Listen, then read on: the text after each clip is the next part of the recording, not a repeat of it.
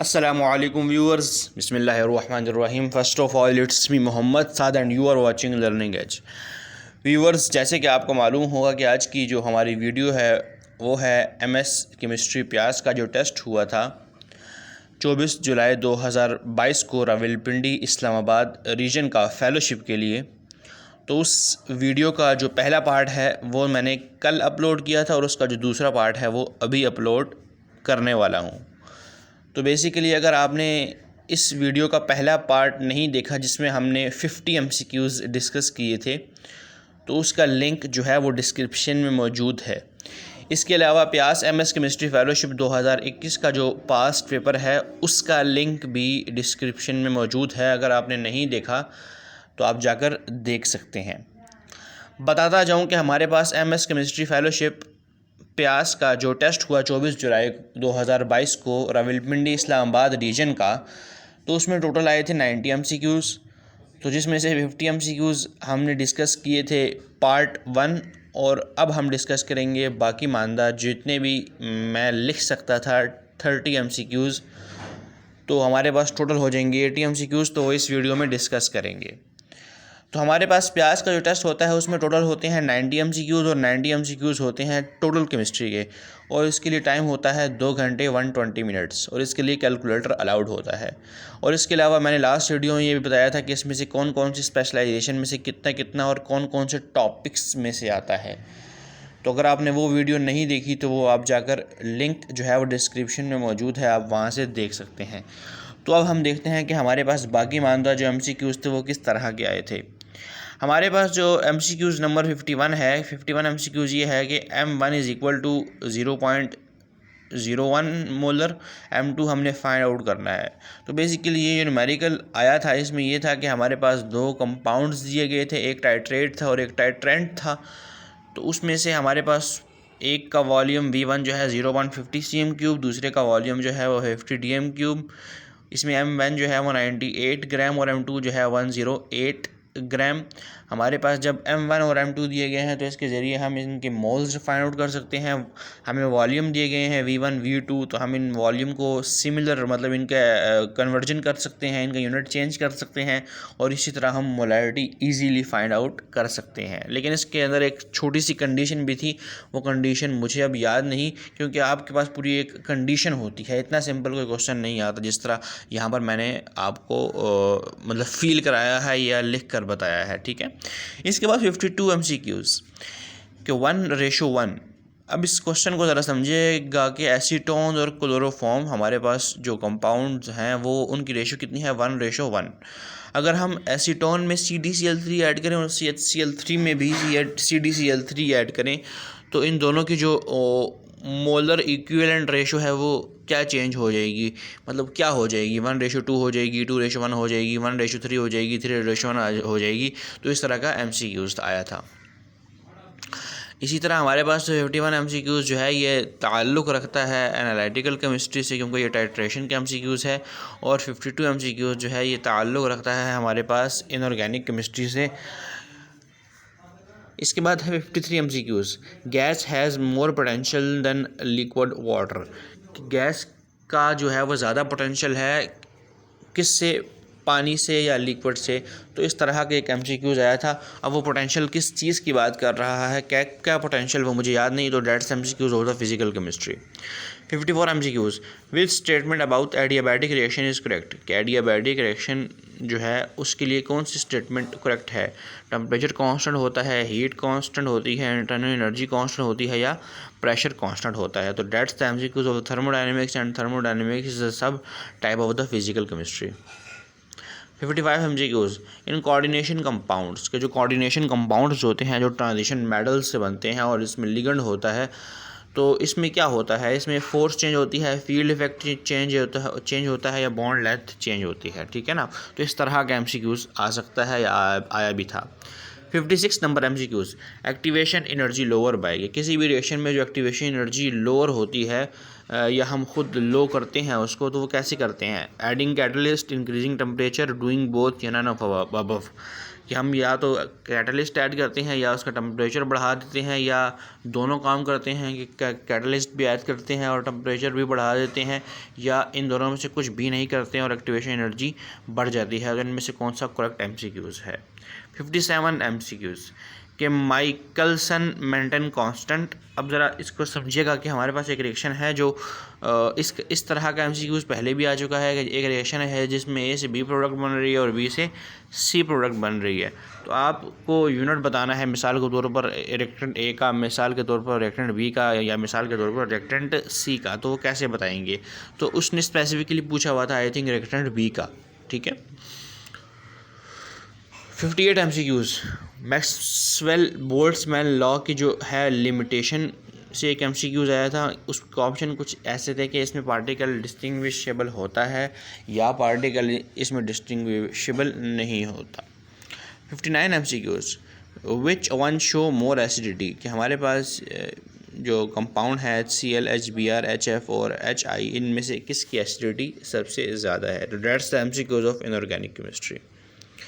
60 number MCQs slope of activation energy कि हमारे पास जो एक्टिवेशन एनर्जी की स्लोप होती है वो क्या शो करती है। log K by 1/T positive है, log K by 1/T negative है, log K by 1/RT positive है, या log K over 1/RT negative है। तो इन चारों MCQs में जो स्लोप ऑफ एक्टिवेशन एनर्जी है वो हमें क्या शो कराती है। 61 MCQs on what condition Beer's Lambert law के जो बियर लैम्बर्ट लॉ है। बियर लैम्बर्ट लॉ क्या है कि ये है प्रिंसिपल जिस पर वर्क करता है UV विजिबल स्पेक्ट्रोस्कोपी। तो बेसिकली बियर्स लैम्बर्ट लॉ ये कहता है हमारे पास कि जितनी जो कंसंट्रेशन है वो डायरेक्टली प्रोपोर्शनल है हमारे पास एब्जॉर्प्शन के, ठीक है ना, या वाइस वर्सा। तो ये किस पर वर्क करेगा, हायर कंसंट्रेशन पर या लोअर कंसंट्रेशन पर। तो इस तरह के MCQs आए थे। 62 MCQs थर्मल इलेक्ट्रॉन गन जो है उसमें क्या कंज्यूम होती है, alpha particle, beta particle, gamma particles, या इसमें हमारे पास इलेक्ट्रॉन्स कंज्यूम होते हैं। ठीक है। 63 MCQs HBr + I2 go to forward कि हमारे पास एक प्रोडक्ट बन गई, ये रिएक्शन हो गया। तो इसमें हमारे पास पर्पस क्या है, ये रिएक्शन करने का पर्पस क्या है। एसिडिटी मालूम करना है इसका पर्पस है, बेसिसिटी मालूम करना है इसका पर्पस है, या दोनों मालूम कर सकते हैं किसी भी चीज़ की एसिडिटी भी या बेसिसिटी भी, या मॉइस्चर हम फाइंड आउट कर सकते हैं इसकी।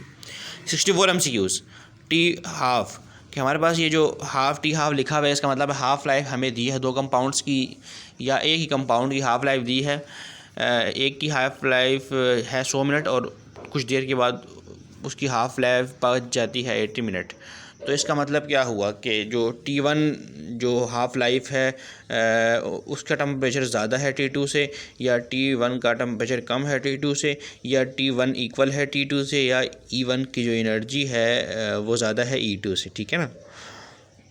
इसी तरह 65 MCQs कि silver mirror test is done to detect कि सिल्वर मिरर टेस्ट जो ऑर्गेनिक केमिस्ट्री में हम इस्तेमाल करते हैं वो किस लिए इस्तेमाल होता है।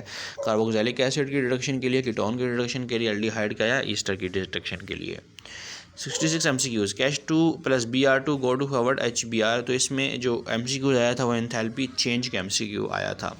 67 what happen in spin relaxation कि स्पिन जो रिलैक्सेशन होती है एनालिटिकल प्रोसेस में उसमें क्या होता है, या वो किस में होती है, NMR में, IR में होती है, इसमें फ्लोरेसेंस होती है या फॉस्फोरोसेंस होती है।